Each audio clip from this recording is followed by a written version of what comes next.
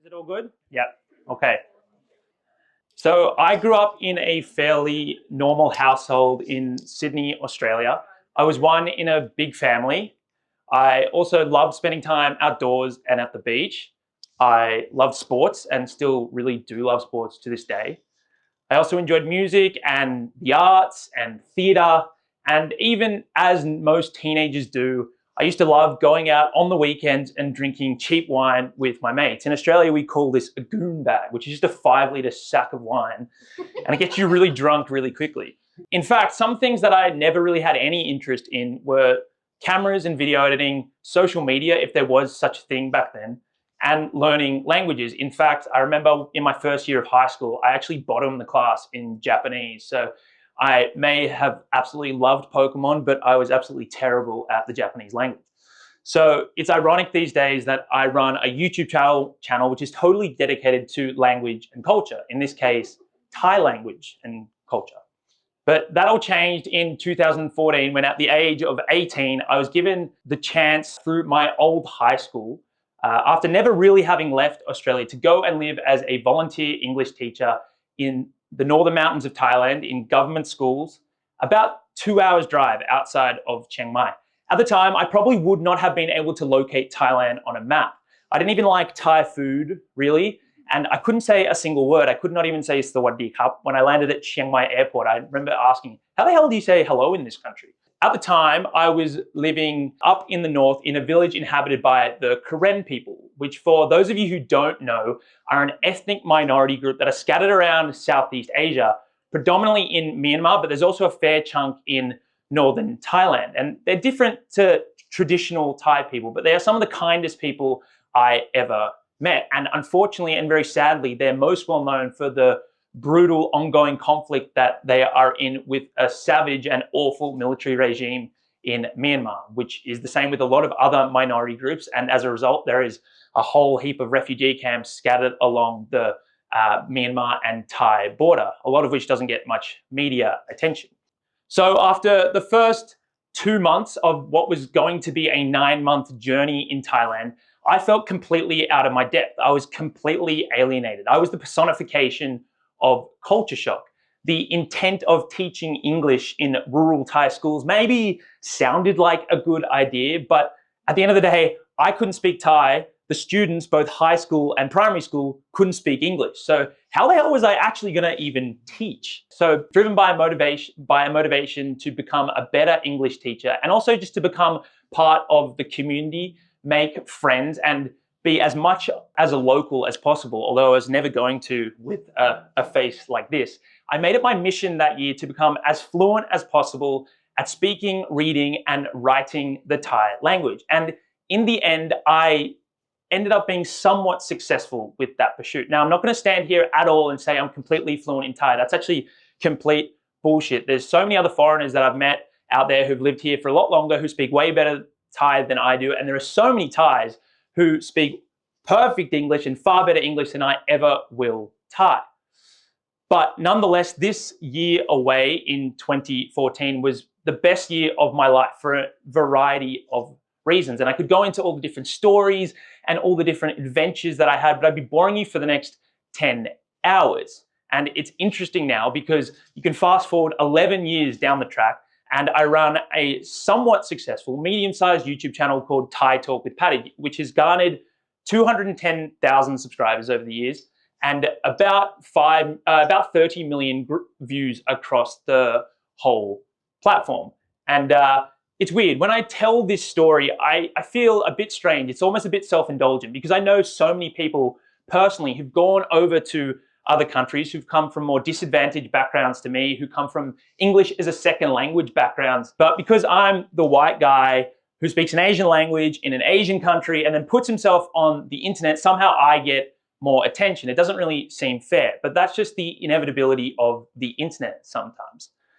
Nonetheless, during this year away in Thailand, which was an amazing year, the best year of my life as an 18-year-old, I feel like I learned 2 major life lessons.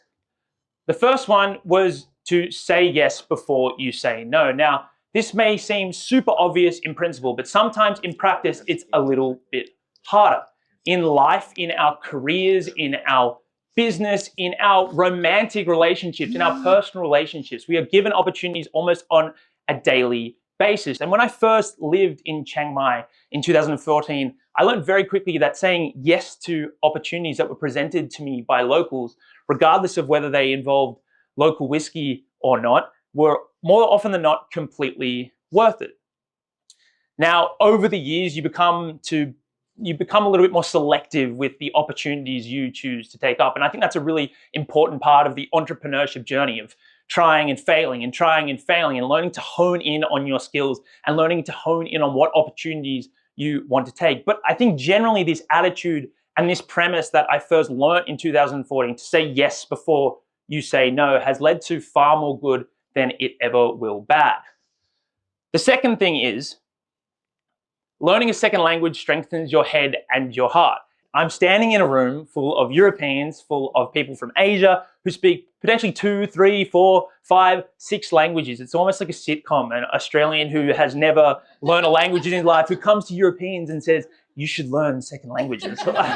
Like, it's completely ridiculous. I'm aware of that. But at the age of 18, after growing up in Australia, only ever speaking English my whole life, I grew up in a very normal Australian household. And after coming from an Australian education system that never really valued learning second languages, learning Thai, which was a completely alien language, completely changed the way I view the world. Firstly, I came to really appreciate this country, Thailand, both the good and potentially the bad. I grew a great love for Thai people, Thai culture, Thai language, and the country as a whole. And perhaps even more importantly, learning a second language like Thai allowed me to understand how language can be used as a bridge between people, between cultures, between the East and the West. When I communicate in Thai, and I'm sure a lot of you can relate to this when you speak different languages, you feel like you're using almost a different system, almost a different personality, and you can express different emotions, feelings, and humor. I have always loved the quote by Nelson Mandela, and I'm sure a lot of you have read this before, but if you talk to a man in a language he understands, that goes to his head. If you talk to him in his own language, that goes to his heart. Learning Thai for me gave me a greater sense of empathy and patience. And it allowed me to understand what it feels like to be the alien in a room. When you're thousands of miles away from home and you are the one who feels misunderstood. And on the other hand, what it feels like when someone includes you in their circle, when someone extends the arm of friendship and speaks a little bit slower. It's honestly an amazing feeling.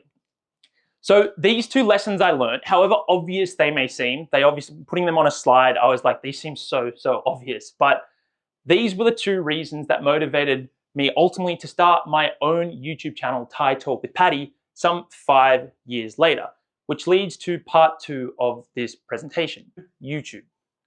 So on returning to Australia at the end of 2014, I pursued a fairly conventional path. I went to university and I studied commerce and IT. And then post my studies, I landed a job in a consulting firm, which was a fairly sought after position for young graduates, fairly competitive. But whilst the shiny office building and morning coffees with the team were trying their best to fire me up every day, I couldn't help but think my love of language learning, culture, talking to people, and just general creativity was going to waste. I wanted to use these interests that I developed over the last couple of years for a tangible purpose. I wanted to try building something. And I know this whole entrepreneurship conference, there's probably a bias often against 9-to-5 jobs because it's all about freedom and getting out there. But I will go into bat a little bit for 9-to-5 jobs. I think they are suitable for a lot of the population, a lot of personalities. But one thing that I really experienced when I was working in my job at Deloitte, which was the company I was working at, was that sometimes you didn't really have the opportunity to build something physical, something tangible that you can really feel.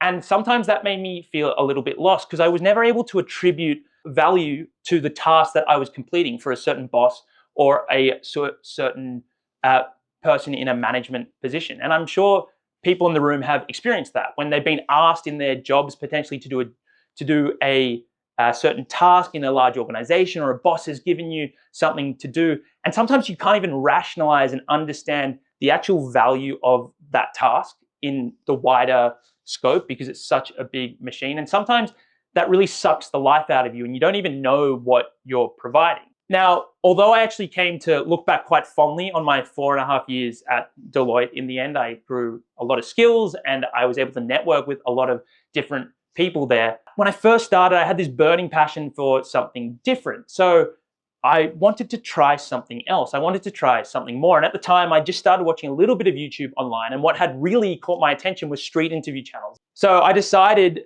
I kind of forced one of my very close friends, James, to come out and hold the camera for me while I explored an area of Sydney called Thai Town, which is similar to like a Chinatown, but a little bit smaller, and as is probably self-explanatorily in the name. A lot of Thai people hang around there. There's a lot of Thai restaurants, Thai culture, Thai people meeting up. And I would just go around and ask questions about culture, language, and life in Australia for a Thai person. I just was asking general questions, not thinking they'd go anywhere. And this is just a small snippet of one of my very first YouTube videos, which is not very high quality, but I think it just gives you a bit of an insight into where I started back in 2019. So what is hard about life in Australia for a Thai person? Oh yeah. เคยมาเมื่อปีที่แล้วค่ะแต่อันนี้มาครั้งที่สองแล้วมาทำอะไรครับ มาเรียนค่ะ ครับเราคิดว่าเรื่องยากที่สุดเกี่ยวกับอยู่ที่ซิดนีย์ก็คืออะไรสำหรับคนไทยครับ อากาศค่ะ อากาศเหรอ ใช่แล้วก็อาหารไม่อร่อย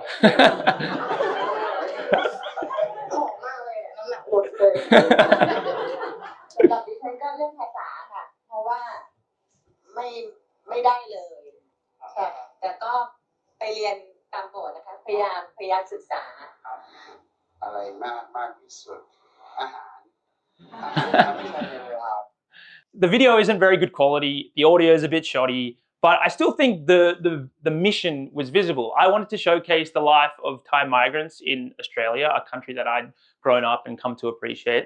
And I wanted to explore my love of languages, culture, and just talking to people. Fast forward, and I've been running this YouTube channel now for 5 years. And honestly, I probably didn't think I would last 5 weeks. I know we can get into things like monetization and viewership and strategy, and people are trying to grow channels here, so they want to ask all those types of questions. But I thought I'd give you first a little bit of insight into the ups and downs of the YouTube journey, because there definitely is some. After doing it for 5 years, I feel like I have come to understand some of the ups and the downs. It's definitely not all sunshine and rainbows.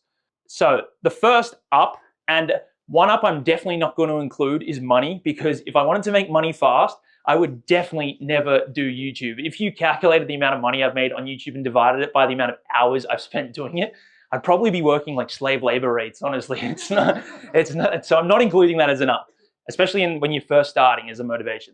The first thing is complete creative freedom and expression.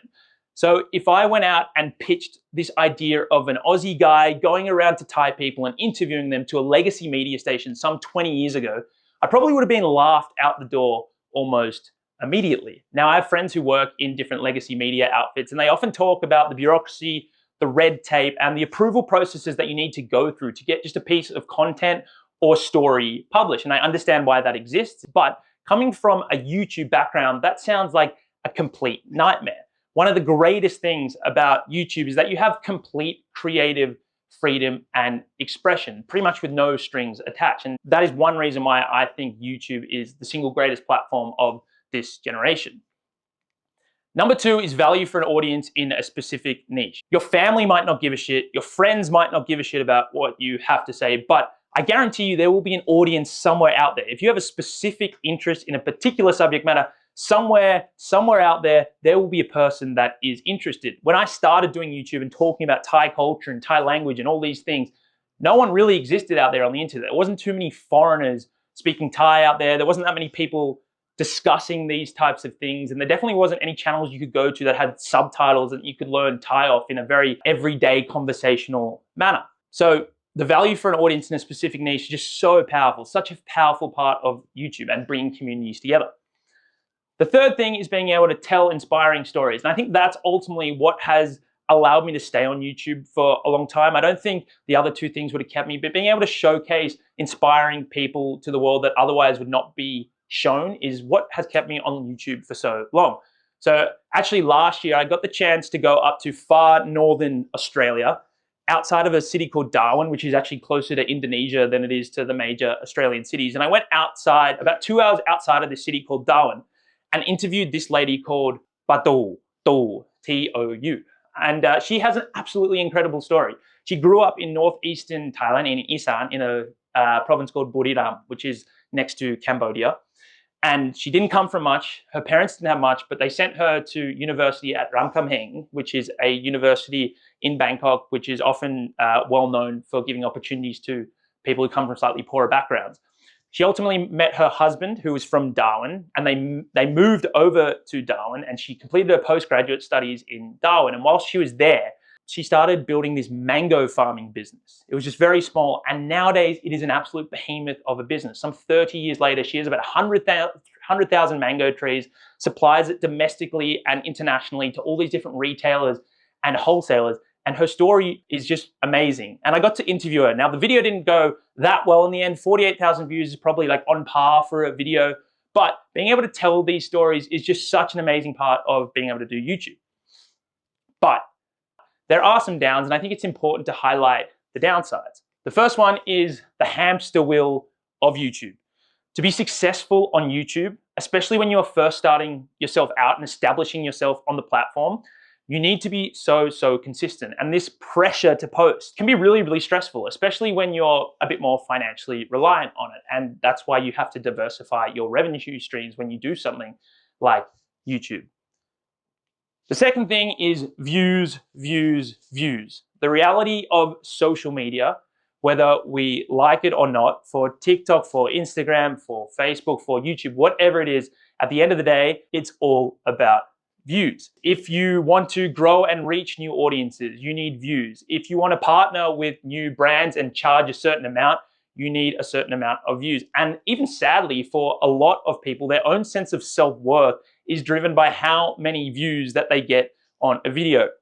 I know it might sound strange to people who aren't in content and in YouTube, all that kind of stuff, but you'd honestly be surprised at how much a poor performing video in terms of viewership, not necessarily actual value, can have an effect on creators' mental health. It can be a little bit anxiety inducing, but that is just the nature of the world that you sign up for when you enter into YouTube, and really learning techniques to manage that and to be able to balance yourself is really, really important for longevity on the platform. The final thing is that, and I think this is probably something that a lot of people here can relate to, I think it's partly why so many people come and attend a conference like Citizen Circle, is that YouTube in many ways is a solo pursuit with limited mentorship. In any career, be it a nurse, a doctor, an engineer, an accountant, a chef, a builder, whatever it might be, there's always opportunities for mentorship. There's always people who've trodden the same path that you're about to go down. The reality is, one of the hardest parts of being a YouTuber is that you don't really have anyone to turn to for mentorship. In fact, it's actually just a very, very solo pursuit. For the first 5 years of doing YouTube, I scripted, produced, filmed, edited everything myself. And at times it was extremely lonely. I'm not going to lie. And at times you also have these feelings of self-doubt that start to creep in, and that can really have an effect on you. So these are the main ups and downs I've seen over the years from my experience on YouTube. And I guess the ultimate question with all this said and done is, would I recommend starting a YouTube channel in 2025? Would I recommend becoming a YouTuber? The honest answer is maybe. Like, it would really depend on your motives for wanting to start a channel. Like, I know we're an entrepreneurship conference and everyone likes to hype up and everyone likes getting each other excited, but the reality is doing YouTube is a seriously hard journey, and you would have to really have motives that you could define for me to want to be like, you should go and do it. But if you thought your own motives were good, I would be your #1 supporter. And these would be my 3 main tips for anyone about to enter into this YouTube journey. The first one is to make videos for a reason. The second one is know your key metrics. And the third one is that it's a marathon, not a sprint. So make videos for a reason. Make content about a specific subject matter that interests you and you can provide actual value on, or you have a genuine interest in the creativity behind it. if someone came to me and they said, I want to do YouTube for viewership, for money, for external validation, I would immediately go to them and say, quit before you even start, because it honestly is not worth it. At the end of the day, authenticity is key. Even on the internet, you can only be fake for so long. The audience can definitely tell. So if you're not authentic, I honestly believe that one day it'll catch up to you, the audience will find out, or even more likely, you'll find out yourself because you're not being your natural self.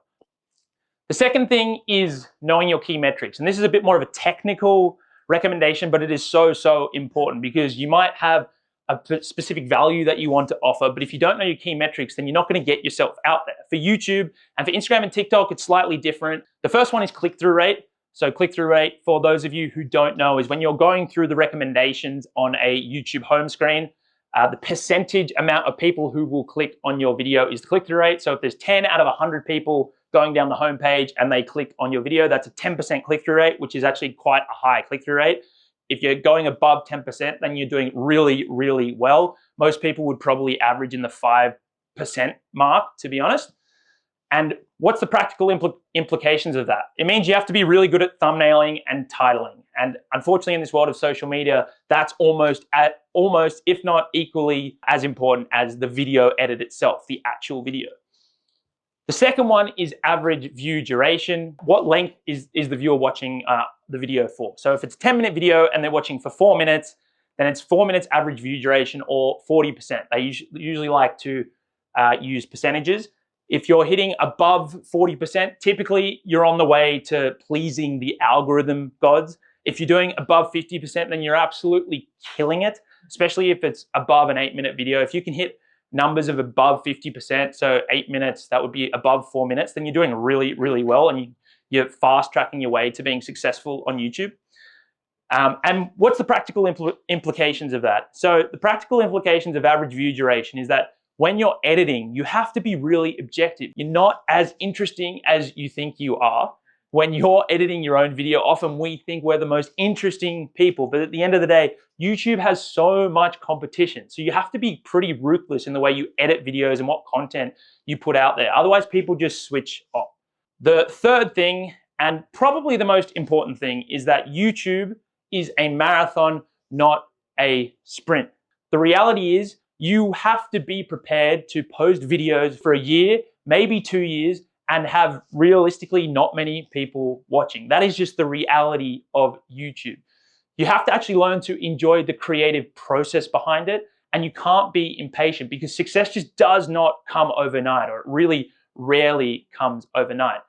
The other thing that you have to be able to compete with is this digital world full of hate and trolls and all those online commentators. Luckily for me, I've never really been affected by it, but I know a lot of other creators who unfortunately cop a lot of vitriol and it really affects them. For me personally, I've just made this realization in my head that online commentators, be it good or bad, and I have a lot of support for the good online commentators, but at the end of the day, both parties cannot replace your true friends and family. And that's why I always say to people, when you're on this marathon of YouTube, for me personally, keeping my closest friends and family close has been super important because they are my support system. They keep me grounded and they remind me of what is actually important in life at the end of the day. So that's pretty much it. The 3 top tips for YouTube. I say make videos for a reason, know your key metric, and it's a marathon, not a sprint. That's pretty much it. I'd like to say thank you to Tim for inviting me to speak today. It's been an absolute pleasure, and it's been great to meet people over the last couple of days. I hope to meet as many people as possible over the next little bit, but thank you so much for having me, and I hope you enjoyed some parts and were able to take parts of it.